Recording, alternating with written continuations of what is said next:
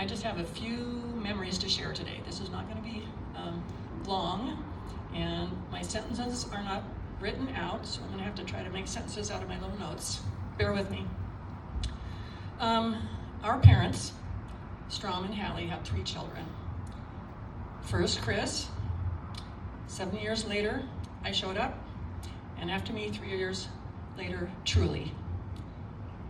So Chris was 7 years older than me and 10 years older than Truly. And if any of you have been in families like that, you know that the more years between, you don't really spend that much time with each other. And so my memories of Chris are sometimes a little vague. I'll do my best. I'm glad that you said that Chris was born in Washington, because I was going to say that he was born in San Francisco. However, very young, Mom, Dad, and Chris moved down to San Francisco so Dad could attend Hastings Law School. When that was finished, the 3 of them moved up to Corning. And I was born 5 months later. This is silly, I didn't have this in my notes, but my mom was working and she wore a girdle to hide her expanding belly so she wouldn't get fired before they left to move to Corning. Whatever works, like, right? My first memory of Chris, I'm not sure. I do remember watching him play with the boys in the neighborhood. Out across the street, there was an empty lot across the street. Probably in his early teens, I can picture myself there in front of the box freezer that we had in our house that was between the kitchen and the door to the backyard.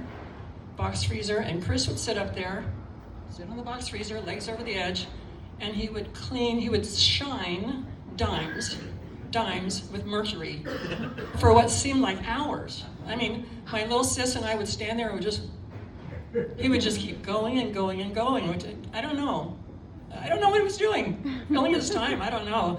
But that's a clear memory for me.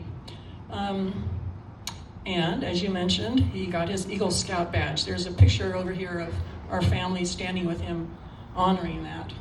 There's also a picture of, I should have said, of Chris at age 7 and little infant me.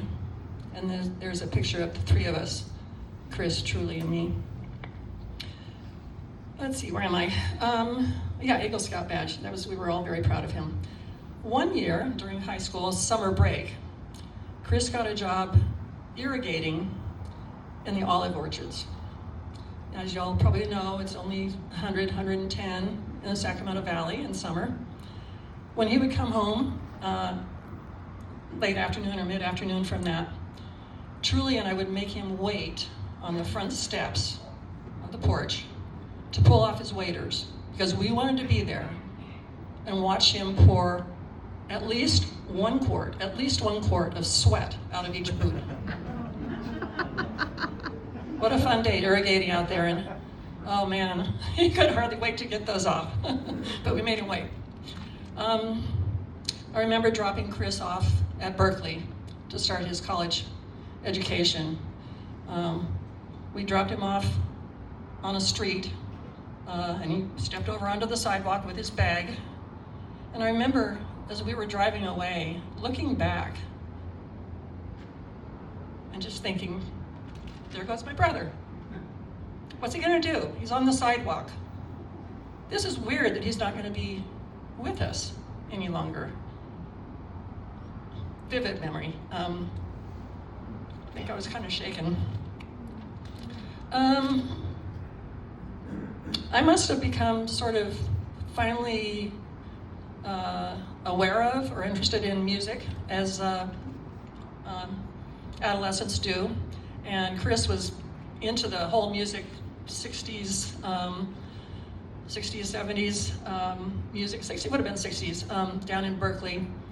All this nouveau stuff, rock and roll and all that kind of stuff. And he started sending me as gifts, my birthday or Christmas, or randomly, 33 platters, size 33 platters of some of these music. And oh man, I was so excited every time I got one of those. That was so sweet of him.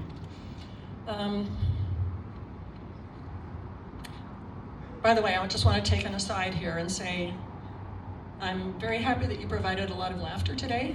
because I don't have a single bit of it in here. This is just notes, guys.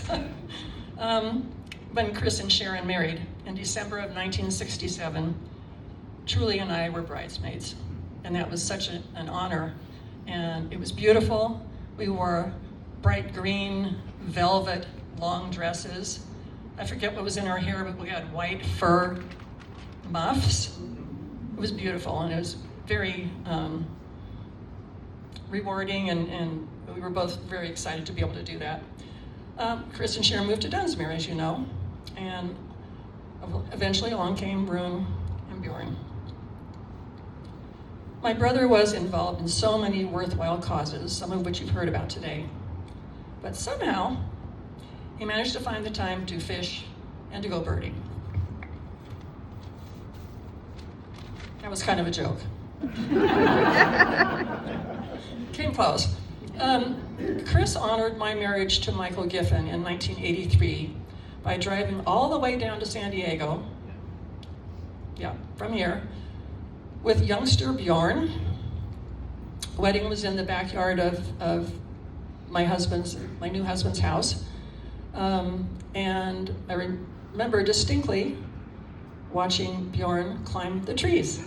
That's the only memory I have is climbing the trees. Climbing the trees. He was entertaining himself while the adults were doing other things. It was very cute. Where am I? Yep.